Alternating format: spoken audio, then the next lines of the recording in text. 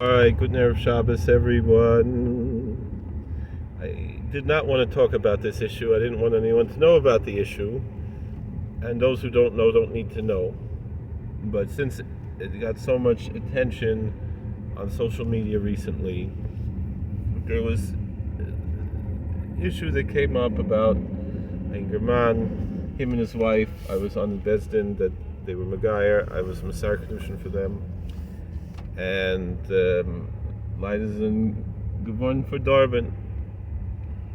You know, they like we say, they went off the derech. And to their credit, they wanted to keep things very quiet, and I respect their privacy. And I tried to just really kind of, forget about it. But I kind of, though, on the other hand, wanted to still talk to this person just as a friend. Just like I'm friends with a lot of people who I don't share faith with. But I didn't know anything about what had happened to him or anything. Then another friend of ours shared the whole story with me and someone else, and I told him, I said, don't tell anyone about this because it's not a good idea. When we found out what we found out, and the guy said, well, I only told one or two people after we told him not to. People who were close to him. I said, yeah, but this is how Lashon Hara spreads. In Taka, that's what happened. Now it's all over. And I think the main thing I want to bring out of this whole Geschichte is that the importance of not talking Lashon Hara. So then when I mentioned to this other younger man, he said, well, the person's not frum. It's not an aver to say Lashon Hara.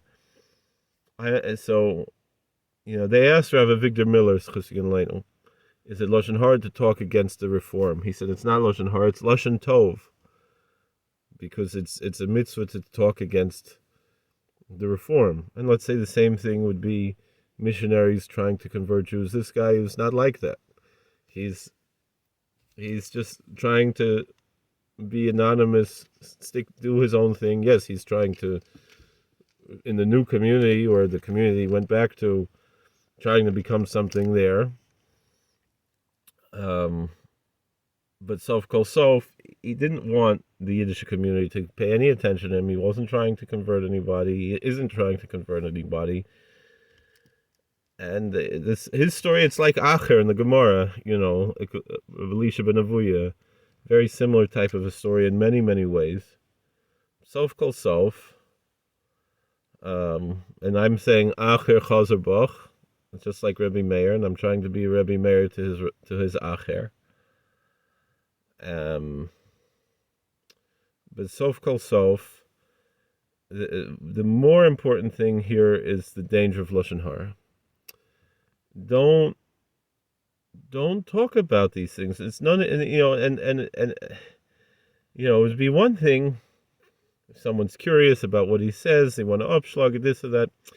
But you see the lowliness of gossip, people just talking personal things, ad hominem attacks, making things up that are not true.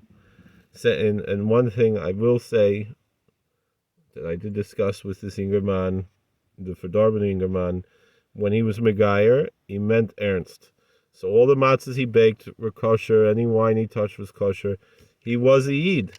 Now he's a Meshimid, so he's not a Yid and he's not a Goy. He's chayiv in all the mitzvahs like a Yid, but he cannot count for a minyan. Now, if he would touch wine, it'd be mamash yayin nesech, because over the Zorah. But it's like, actually Satmar Rav brings down in Parshas Vayikra Adam Mikem that it means that even that if a goy who's over the Avodah Zarah doesn't keep Shev Mitzvahs B'nai Noach, wants to be makriv a korban oila in the base of Migdash, Mekabel Memenu, allowed to be Mekabel it. A Yid who's over the Avodah Zarah, you're not Mekabel until he does Tshuva, right? So what about a ger? If he's Choizel L'Surei, so and it's not the Satmar Rav's Chiddush, it's the halacha, but he brings it to teach the idea there. It's the halacha in Chazal is no, a ger Choizel L'Surei is the same din of a Yid who who is a Meshimid, who, if he's born Jewish, as for Darben Gavarn, he has the same din. So all the people who, and especially the types of disgusting things that we see on social media right now about this story, I feel a lot of it is racism, because if he was born a Yid, they wouldn't say the same types of things as if just because he's a ger. And then also the people claiming he was never Megayer, he was never Yid to begin with, which is not true. He made a real Ernster Gerus with a very choshev Bezdin. At least two of the Rabbanim were choshev. I was also on the Bezdin. Maybe that takes away the cheshivas of the Bezdin, but sof kol sof they were mitzaref me. The other two very big Rabbanim, very big Dayanim, Gedolim, Poiskim. I don't want to name their names because I don't want anyone to harass them, which they did at the time, and actually people warned that he wasn't serious. But the thing was, at the time he was. And the thing was, he was megala everything to us at that time, and the best in Paskin, that he was ernst voile Yid, and they mekabel him. So there can, so again, which leider, that's an unfortunate thing. We wouldn't care. It's a big thing. So of course we have to daven, just like a Yid who's born a Yid is a Meshibid. You have to daven to be makar of him, to bring him to Yiddishkeit. So Zalbazach, we have to daven, he should come back to Yiddishkeit, and to Shmir some mitzvahs and all the things. But I'm not saying he has to come back to the Chassidische, just he has to keep Shabbos kashrus, which he's not doing now, and he has a oynish for that. So hopefully he'll do tshuva before he's nifter and come back. But sof kol sof, that's not even the main point of what I'm bringing, because I treat everyone with respect, and the same thing. I don't want to make any attacks against him. I understand where he's coming from. I understand, just trying to argue back and forth. But there's 2 points I want to bring out. So one is not to talk lashon hara, even if there's no tayelis and no tachlis in it. Meaning, when you're talking against the reform, or you're talking against the missionaries, there's a tachlis, there's a tayelis.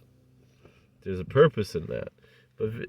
But let's say someone, let's say even the messianic, whatever else, there's no tachlis in talking about it because it doesn't affect anybody, and it's a bad midah.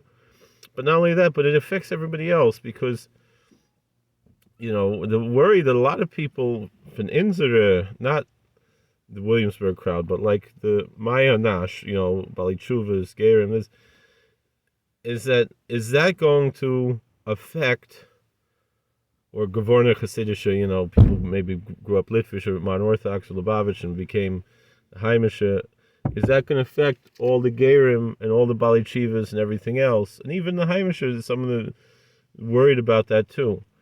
So, it's that is a bit of Agnes Nefesh with this. But why am I saying this? Just as Mr. Haskell, and for myself too, because I have a big mouth too. And like the point is don't talk about things that's none of your business. That's Aleph. And that's for the community. That's not about him. And then I guess, but also to be mispointed on this happening, and this being that this was Megala at this time, there's Hanukkah, all these different things. And I know I made certain pu'ulas, like, and things to try to be mekarev, and to try to, but there's another aspect. One is, there's a story about Belchanan Wasserman's Chasigul and Hashem Yom Damai, that one of the Bachrim from Baranovich, for Darben Gavarn, came back he wanted to make a vikiach with Rosh Shiva. He wanted to make a disputation. Rosh Shiva, Hashem Yimkom Dama, he answered, if you first had the kashas, you first had the questions in faith, and then you fell into the veras, I could argue with you. But if you first had the issues with taivas and things, and then had the kashas, you're looking for a question, not for an answer.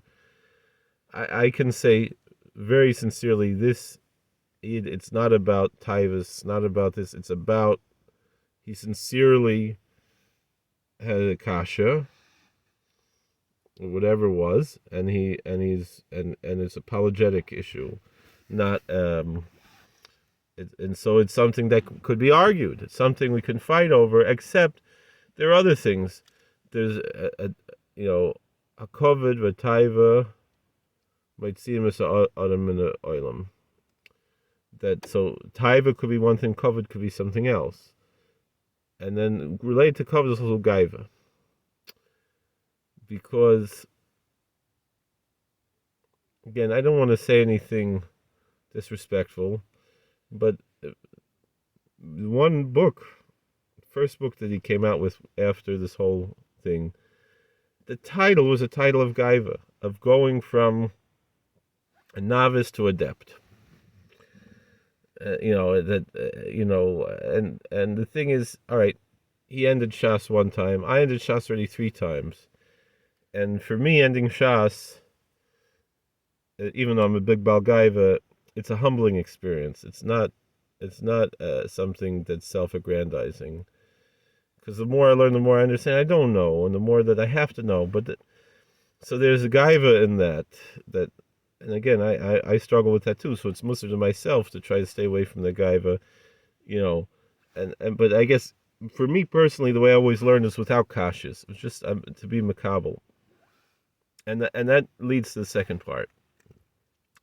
So I remember our great Rebbe, Reb Moshe Weinberger from Woodmere, New York, gave a shir once, a drosha, and he said, you could go to, and I love apologetics, and I know a lot of my Rebbeim, Rabbi Weinberger and also Rabbi Siegel and others, are very against apologetics.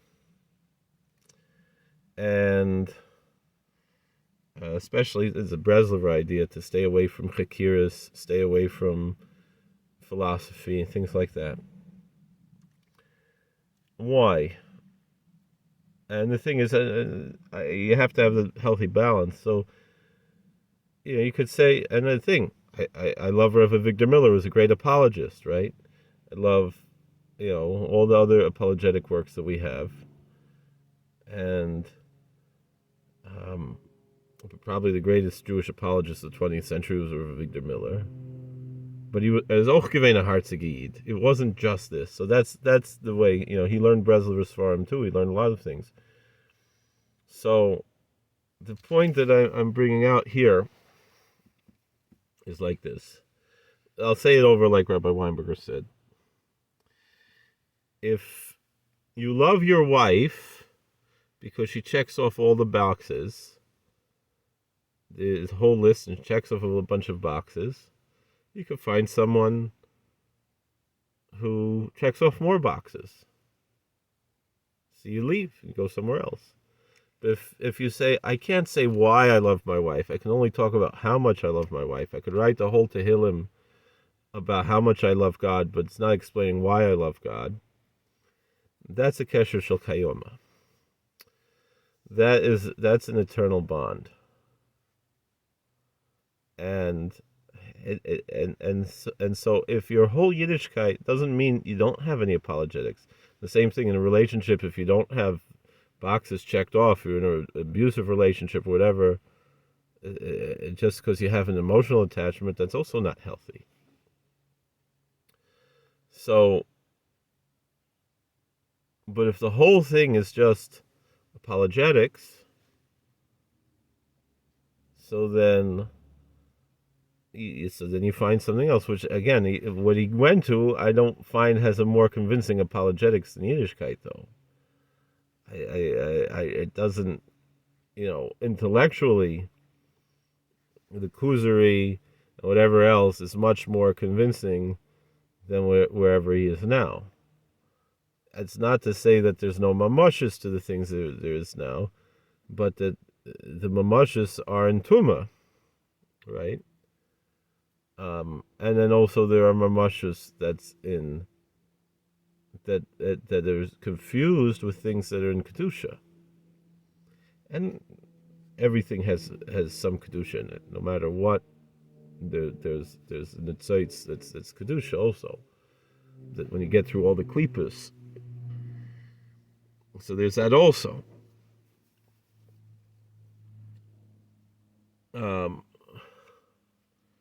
Sof kol sof. Point that I'm bringing out here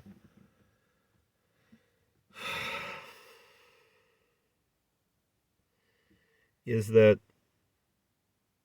there is also that if your whole connection is just apologetics and it's just intellectual, it's not going to have the kesher shel kayama. And I think a good example of that is what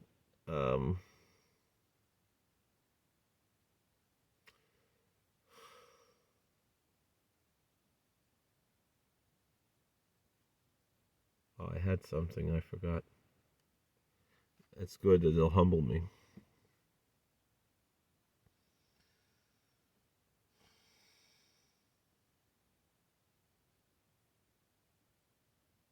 My holy Zeta, the Chavas Yoris Chosig Aleinu, whose yahrzeit we just celebrated earlier this week, is a very famous tshuva. The people asking him questions in Kabbalah, and he answered, "I don't know these answers," and he said, "You should just read the Zohar Kodesh in a simple way."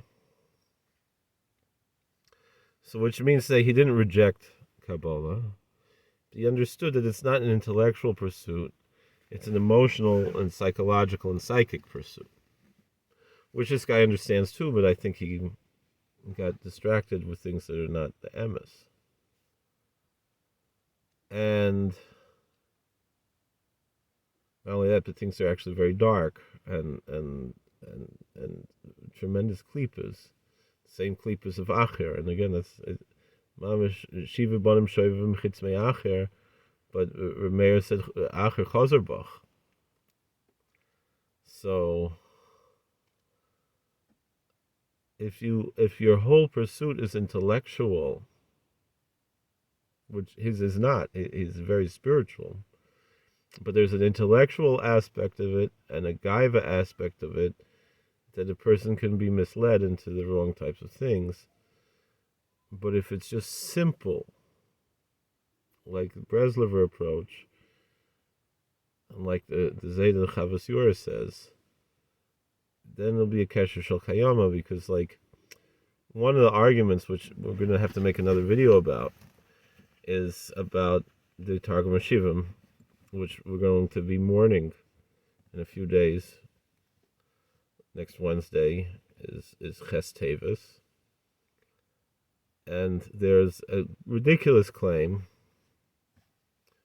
that the Septuagint is the original Tanakh, the original Chumash, and that the Hebrew is translated from the Greek. And I spoke to another younger man, another rabbi, about this. He said, let's say it's not silly. For me, it wouldn't change anything, because my connection to Torah is the Kesher Shel Chayama, because it's in the proper way. So even if that's true, the same thing, one of the issues was that the Zohar Kodesh, things that people say about the Zohar Kodesh. So again, even if that's true, I think it was Reb Pinchas Koritzer, he said he thanked the Rebbeinu Shalom every day that he lived in the era when the Zohar Kodesh has already been revealed. And that kesher to the Zohar Kodesh is an emotional and psychic and psychological one, not an intellectual one. that it's supposed to send you, So I do apologize if anybody had any arguments nefesh from this whole story, but please stop saying the types of things, I told you so, or he never was really a Yid, or this or that. Right now he's a Meshimid. A Meshimid is not a Yid, not a Goy, just like I always say. I'm sticking to that. It means he's chayiv in all the mitzvahs. He doesn't count for a minyan, his yain, nesech, v'chulu. Not only that, but he's not a tinik shenishma, because he knows everything. He learned the whole shas, so he's a real apikoros. But still, sof kol sof, how do you makarev someone like that? You don't be makarev and with beating him up. Because Mana said the only way to be makarev is to be friendly and to stand your ground nonetheless. You don't approve of anything. Be respectful, and especially someone who is interested in apologetics and everything. Our apologetics will always win in the end. But you have to have chokhmah on how to play that game. And especially with someone who is dedicated to bettering himself. And in the end, I'll also think about what Rav Bar Tzedok said about one of his Talmidim who went in a different derech. And then he said, if this is what's helping you through your problems, I can't criticize you for it. But this is something different because it's not like that. Someone who's very matzliach and someone who only cares about your shemayim and ruchnias. He's not someone who cares any. I'm busy. So, yes, here. So, all right, that's making it click. Thank you for watching. God bless. Please like, share, and subscribe, comment. Have a good Shabbos, everybody.